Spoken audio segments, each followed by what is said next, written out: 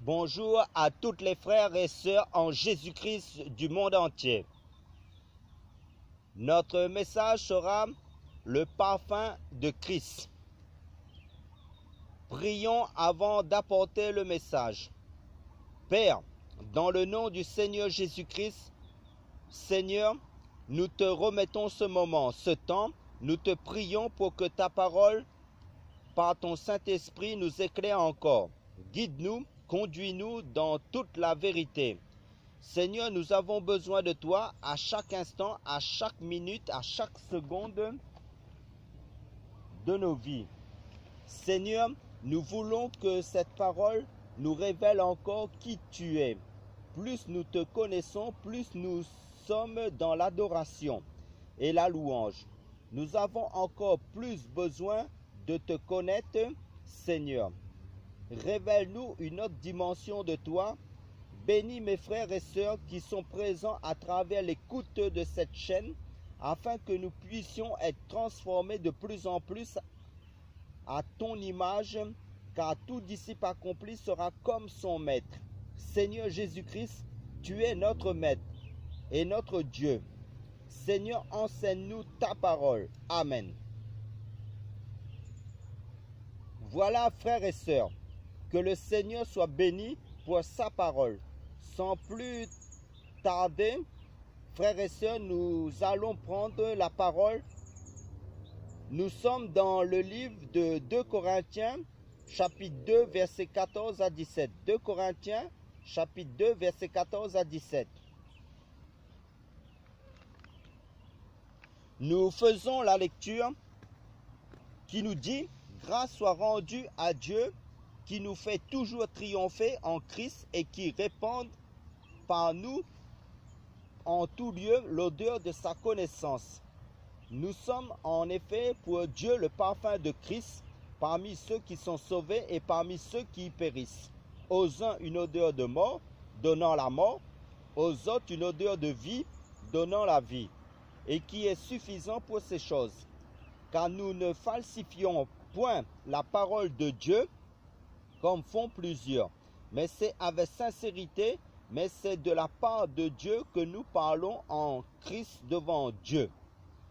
Car nous ne falsifions point la parole de Dieu, comme font plusieurs, mais c'est avec sincérité, mais c'est de la part de Dieu que nous parlons en Christ devant Dieu. Et c'est très très édifiant comme message.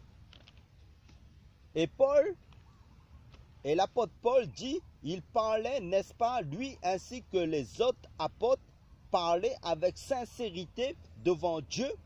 Voilà donc parler de la part de Dieu parce qu'on a reçu un message de Dieu. Et en même temps, on parle aussi devant le Seigneur. C'est primordial parce qu'on peut parler de la part du Seigneur tout en étant loin de Dieu. Voilà. Donc, on voudrait juste nous parler de ça.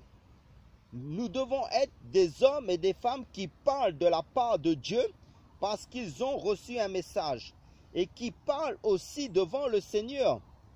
Deux mots, deux actions là. Deux actions là vont pouvoir nous édifier encore. Voilà. Il dit d'abord que Dieu nous fait toujours triompher, toujours triompher. Dieu permet aussi des épreuves dans nos vies pour que nous soyons dans la victoire, pour que nous remportions des victoires. Il nous fait toujours triompher. Ça ne sert à rien de paniquer quand vous êtes face à une épreuve, face aux difficultés, n'est-ce pas? Si vous êtes enfant de Dieu, si vous êtes sincère, Dieu vous fera toujours triompher. Depuis que Dieu se sert de nous comme des instruments, de simples instruments, je peux vous garantir, assurer, mes amis, qu'il nous a toujours fait triompher, toujours. Quand l'ennemi veut nous avoir, ou quand les hommes, les gens malveillants, méchants veulent notre malheur et disent cette fois-ci c'est fini pour nous, Dieu nous fait toujours triompher en Jésus-Christ. Et l'apôtre Jean dira dans 1 Jean chapitre 5 verset 4, car tout ce qui est né de Dieu triomphe du monde. Et la victoire qui triomphe du monde, c'est notre foi. Amen. C'est pour cela, dans les épreuves, il ne faut pas perdre la foi. C'est important, parce que vous risquez d'être vaincu par les situations, vaincu par les problèmes, vaincu par les hommes. Ne vous arrêtez pas sur les épreuves, sur les combats, sur les dires des uns et des autres. C'est l'erreur que nous-mêmes aussi, que nous avons commise dans le passé. Nous nous sommes arrêtés sur les propos des hommes, sur les épreuves. Vous savez, plus le Seigneur revient, plus le monde sera en ébullition. Plus il y aura des problèmes dans le monde. Plus les enfants de Dieu seront éprouvés. Bien évidemment, Yahushua revient chercher une église glorieuse, sans tache ni ride, ni rien de semblable. Une église qui est en permanence, n'est-ce pas, purifiée par les épreuves. Une église qui subit une transformation, n'est-ce pas, un nettoyage de purification par les épreuves, par les combats. Donc cette église-là doit toujours garder la foi. C'est pour cela qu'il faut toujours garder la foi. Parce que c'est vrai, quand on est soumis à des difficultés, à des maladies, à des problèmes de santé, quand on est rejeté, quand on est incompris, on peut malheureusement perdre la foi. On peut se poser des questions. Est-ce que Dieu est toujours avec moi? Est-ce que Dieu est toujours là? Est-ce que je suis toujours son enfant? Tout ça. Je ne sais pas dans quelle situation vous vous retrouvez actuellement. Sachez que si vous êtes sincère, parce que il faut avoir la sincérité, l'honnêteté, avoir un cœur d'enfant. Mais ne craignez rien, laissez le Seigneur se glorifier au travers de votre épreuve. Et Paul le dit, je me répète, il a rendu grâce au Seigneur en disant, il nous faut toujours, il n'a pas dit de temps à autre, toujours triompher. Et non seulement qu'il nous faut triompher, mais il nous permet de manifester, il manifeste par nous l'odeur de sa connaissance. Parce que pourquoi les épreuves? Dieu veut justement que sa connaissance de sa parole soit révélée. Voyez, en fait, il y a une odeur que nous devons exalter. Et cette odeur-là s'appelle la connaissance de Dieu. Pourquoi? Parce que Dieu dit, sans la connaissance, son peuple périt, meurt. Et l'épreuve par laquelle Dieu te fait passer, mon ami, mon frère, ma soeur, c'est tout simplement, à travers de toi, les gens découvrent Dieu. C'est l'objectif.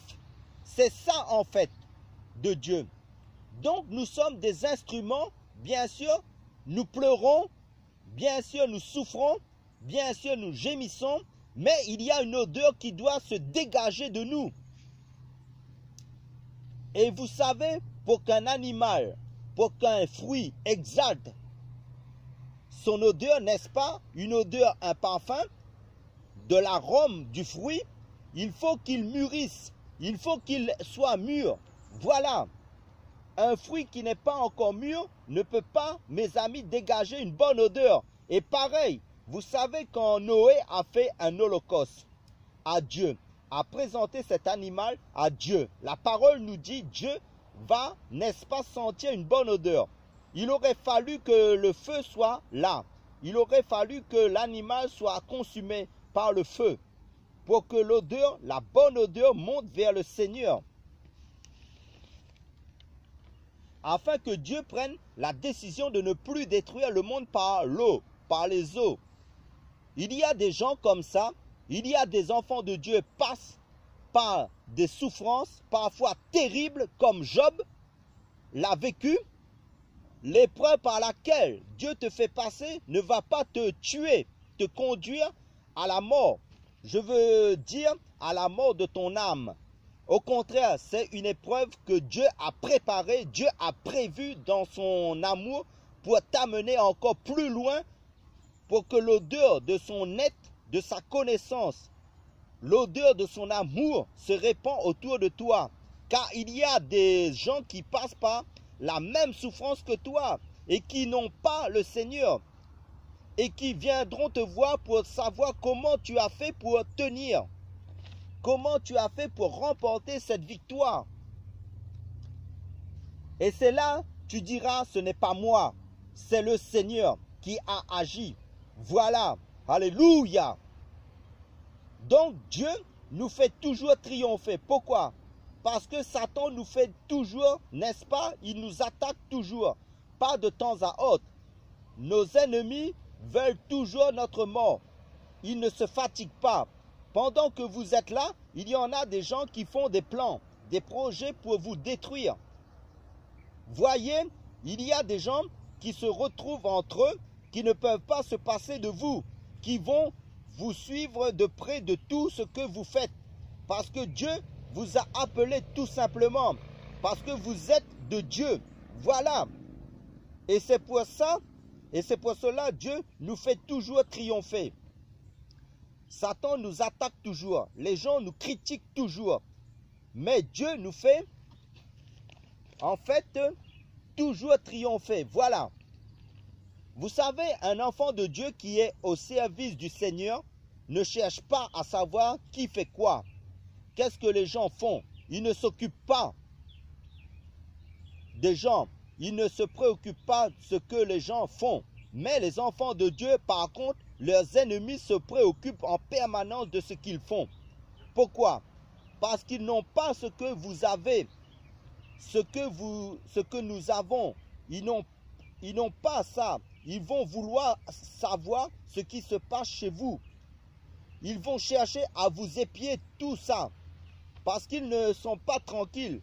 Quelqu'un qui est tranquille avec son Dieu, qui est devant son Dieu, qu'est-ce qu'il va chercher encore? Il est devant son Dieu, voyez, donc soyez dans la paix. Alléluia, gloire à Dieu. Donc Dieu nous fait toujours triompher.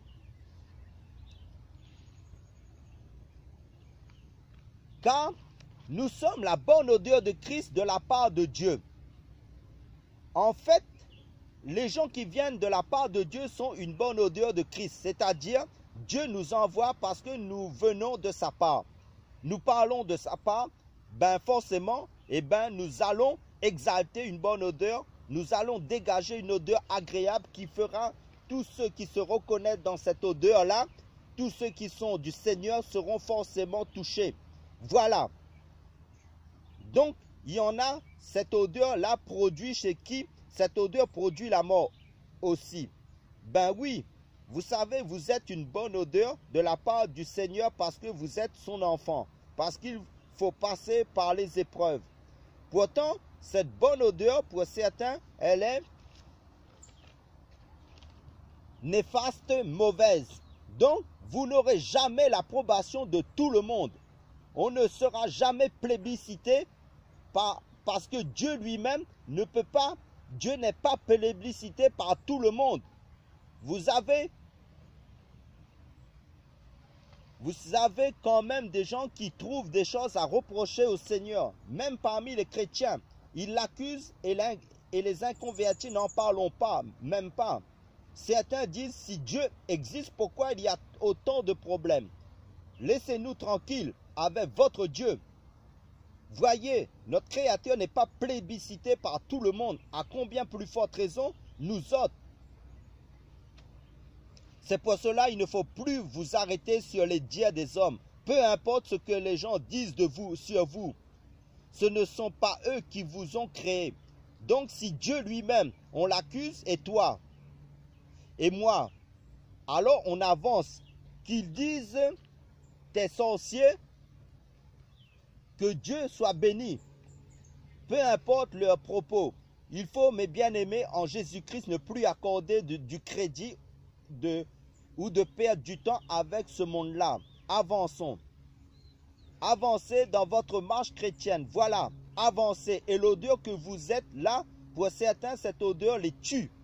Alors que vous ne parlez pas forcément, mais votre présence les dérange. Le fait que vous soyez en vie, que vous existez, vous les dérangez, vous les tuez. Ils vont vouloir vous tuer. Pour les autres, aux uns, cette odeur les tue. Pour les autres, cette odeur qui donne la vie, qui apporte la vie et qui conduit à la vie, voilà.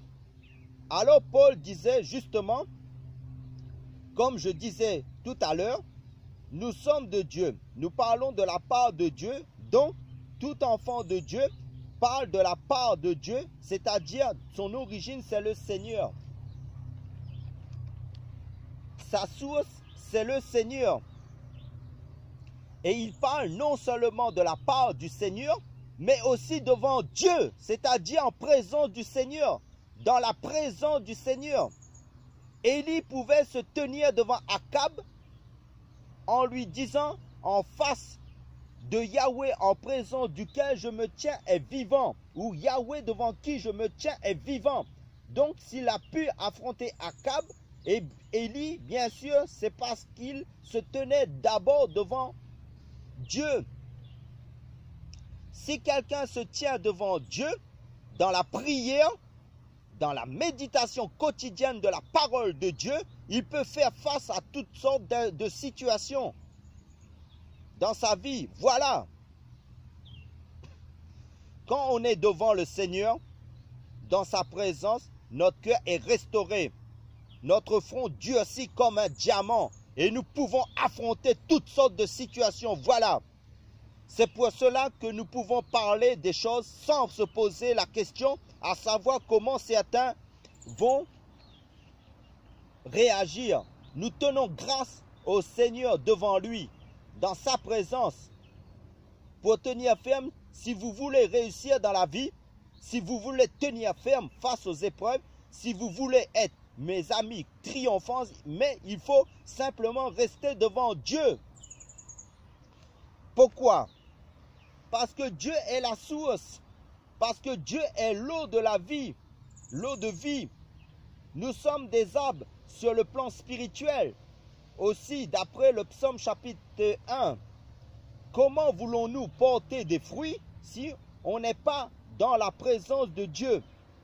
Le Seigneur disait dans l'évangile de Jean chapitre 15, « Sans moi, vous ne pouvez rien faire. » Voyez, vous pouvez être chassé de votre maison, vous pouvez être chassé de votre assemblée locale, chassé de votre travail, de votre pays, mais laissez personne vous sortir de la présence de Dieu. Personne, parce que le plan de l'ennemi, c'est de vous éloigner en fait de la présence de Dieu pour pouvoir vous affaiblir, pour nous détruire. Parce que si on n'est pas dans sa présence, on est exposé à toutes sortes de choses. C'est pour cela qu'il faut rester dans la présence du Seigneur, devant le Seigneur. D'ailleurs, Dieu nous veut dans sa présence. Il nous veut avec lui. Voyez, beaucoup de gens veulent chasser les démons. Beaucoup de gens veulent faire des miracles, produire des miracles. Beaucoup de gens veulent faire l'œuvre de Dieu, aller en mission ici et là, dans le monde entier. Ils courent partout. Mais il faut courir d'abord devant le Seigneur, dans sa présence, devant Dieu, dans la prière, dans la méditation quotidienne de la parole de Dieu. L'apôtre Paul a tenu parce qu'il se tenait d'abord devant le Seigneur. Il est resté devant Dieu. On nous dit, mes amis, Enoch a marché avec Dieu. Et Dieu l'a pris. Il marcha avec Dieu et Dieu l'a pris. Dieu le prit, carrément, parce qu'il a marché avec Dieu. On nous dit, Noé a marché avec Dieu. Abraham a marché avec le Seigneur. Tous les gens qui ont marché avec le Seigneur ont marqué leur génération. Ce sont des hommes et des femmes qui ont marché avec le Seigneur. On n'a pas dit que le Seigneur marchait avec eux, mais c'est eux qui marchaient avec Dieu. C'est eux. C'est-à-dire Dieu les a appelés et il leur a dit, suivez-moi. On ne va pas demander au Seigneur de nous suivre, mais c'est lui qui nous demande de le suivre. Il nous dit celui qui veut. Le Seigneur nous dit celui qui veut me suivre, qu'il se charge de sa propre croix et qu'il marche derrière moi. C'est le Seigneur le conducteur. C'est le Seigneur, n'est-ce pas, qui est le chemin, la vérité et la vie. Le Seigneur Jésus-Christ. Donc, en marchant avec le Seigneur Jésus-Christ, en suivant le Seigneur, eh bien, forcément, on va remporter des victoires. On peut écouter les conseils des uns et des autres, bien sûr, mais on doit faire ce que Dieu dit. C'est ça ce qu'on doit faire.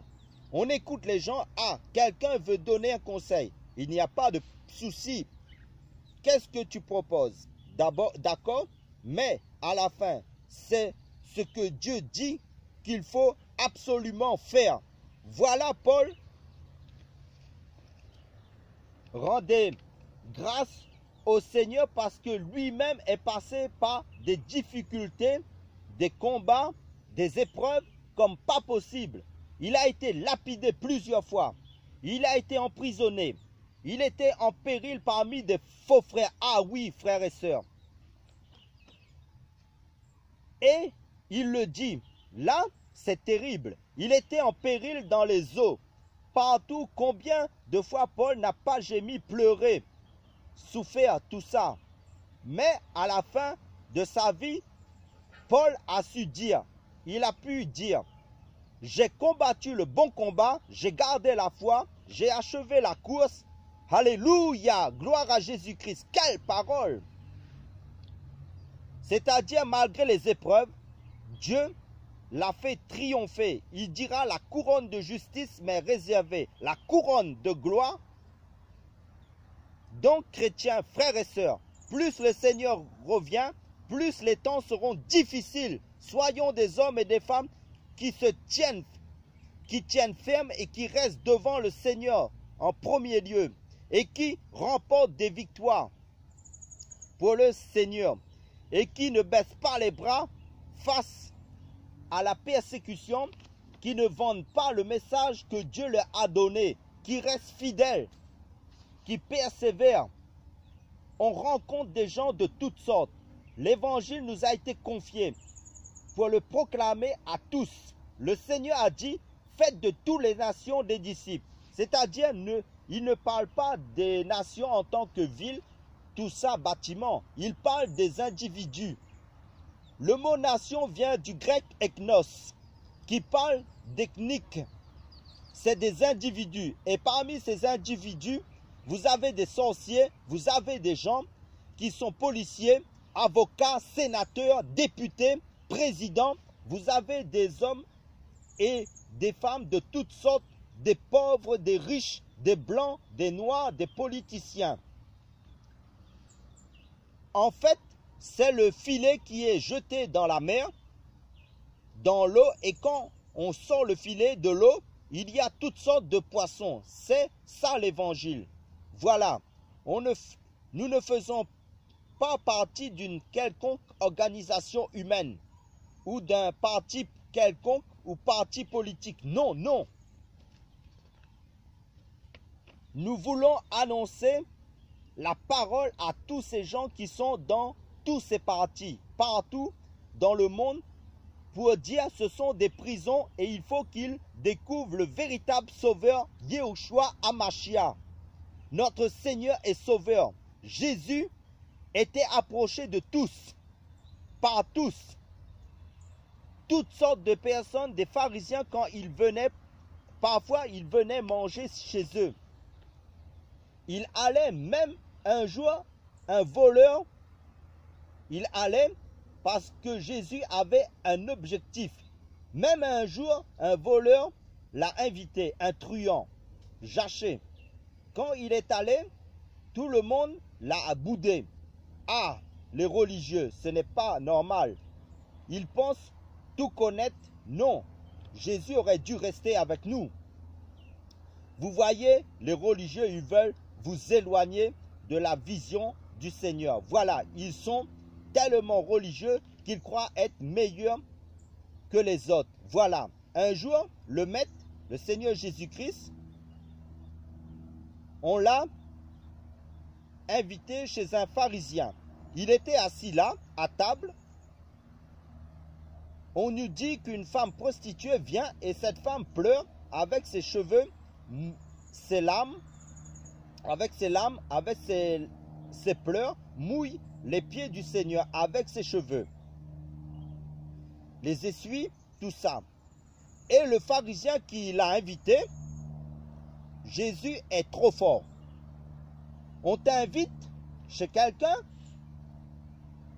un pharisien en fait, n'est-ce pas, dont le mot pharisien signifie séparé, et tu invites une prostituée. Parce que c'est Jésus qui a invité cette prostituée-là. Car Jésus dit, personne ne peut venir à moi si le Père ne l'attire. Donc, c'est le Père qui a dit à la prostituée, va chez le pharisien. Là, l'humour du Seigneur, Dieu va nous enseigner, chrétiens. On croit connaître les choses, Dieu va nous surprendre. Quel amour, ce Dieu-là. Parce qu'il veut simplement sauver les âmes. On va accuser les gens, ils se laissent approcher par des gens bizarres. Ils sont mystiques. Qui peut oser dire et lever la main et dire qu'il mérite le salut? Qui? Dis-moi qui? Nous sommes sauvés par grâce. Si Dieu ne nous aurait pas approchés, personne ne serait sauvé. Et nous voulons rester entre nous, entre chrétiens, alors qu'il faut aller vers les personnes dehors, les âmes. Parler de Jésus-Christ, la bonne odeur de Dieu, le salut en Jésus-Christ. Parce que nous sommes l'odeur de Christ. Une bonne odeur ne reste pas seulement avec les bonnes odeurs, avec les croyants en Christ. Une bonne odeur doit aller parmi les mauvaises odeurs pour faire la différence. Le Seigneur dit, quoi encore? Voici, je vous envoie comme des brebis parmi les loups, au milieu des loups. Donc cette femme qui approche le Seigneur, la prostituée, le pharisien va commencer dans son cœur. Il n'osait pas ouvertement devant le Seigneur. Il savait que le Seigneur allait le ramasser comme il faut. Bien comme il faut. Mais comme Jésus est Dieu, il a lu dans le cœur du pharisien, Simon. Oui, maître, lui dit le pharisien, parle, je suis venu chez toi, tu ne m'as pas donné de l'eau pour me laver les pieds, alors que tu aurais dû commencer par là, l'hospitalité. Tu invites le Seigneur, tu veux l'impressionner par la nourriture, alors que lui veut l'hospitalité. Il veut que tu commences par les pieds. Toi, tu veux commencer par la bouche. Là, c'est encore une illumination que Dieu nous donne. Voyez, on se dit que les pieds se salissent, on ne veut pas commencer par le bas. Il faut commencer par le haut. Il faut commencer par le bas plutôt, pour monter. Voyez, la prostituée a commencé par le bas. Voilà comment Dieu l'a fait monter cette prostituée. Seigneur, sauve-nous. L'évangile. Ah, l'évangile. Il y a beaucoup de choses dans cette parole-là, mes amis. Il dit, je suis venu chez toi, chez le pharisien. Tu ne m'as pas donné de l'eau pour me laver les pieds. Voilà que cette femme, cette prostituée, elle n'a pas cessé d'embrasser mes pieds. Elle a pris son parfum et a répandu sur moi. Voilà pourquoi ses nombreux péchés sont pardonnés. Voilà le pharisien qui a invité le maître, Jésus, qui était pécheur, le pharisien, et ses péchés n'étaient pas pardonnés. Pourtant, il a reçu Jésus chez lui. Et c'est une prostituée qui est venue squatter chez le pharisien et qui a reçu la délivrance. Les prostituées vont nous devancer dans le royaume si nous continuons comme ça. La religiosité, le légalisme, le formalisme ne touche pas, ne goûte pas, n'approche pas, ne touche pas tout ça. Ah bon, frères et sœurs, je veux apporter l'évangile à tout le monde, sans rentrer dans une organisation humaine, dans un système d'hommes, à tous, ceux qui vont accepter gloire à Dieu, ceux qui vont refuser, je m'en éloigne. C'est comme ça l'évangile, mais il faut aller vers tout le monde, annoncer l'évangile à tous, parce que le maître vient. Le Père Céleste ne veut pas voir les gens aller en enfer. Voilà, il nous faut passer par les épreuves, comme vous, comme moi, comme d'autres de ses enfants, afin de nous amener à diffuser la parole de Dieu, afin, mes amis, de manifester l'odeur de sa connaissance à tous les gens. Voilà, le Seigneur est bon, soyez fortifiés, soyez encouragés.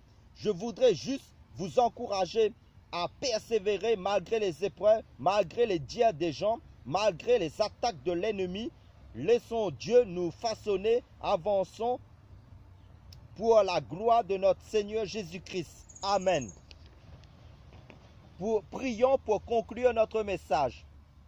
Frères et sœurs, Père, dans le nom du Seigneur Jésus-Christ, nous te bénissons. Nous te rendons des actions de grâce. Garde chacun de nous en toi, Seigneur, malgré les épreuves. Bénis mon frère, bénis ma sœur, dans ton amour éternel. Merci pour ta grâce de diffuser l'odeur de la connaissance de Jésus-Christ, la louange, la force, les actions de grâce, la gloire d'éternité en éternité à toi, Père, dans le nom puissant du Seigneur Jésus-Christ. Amen.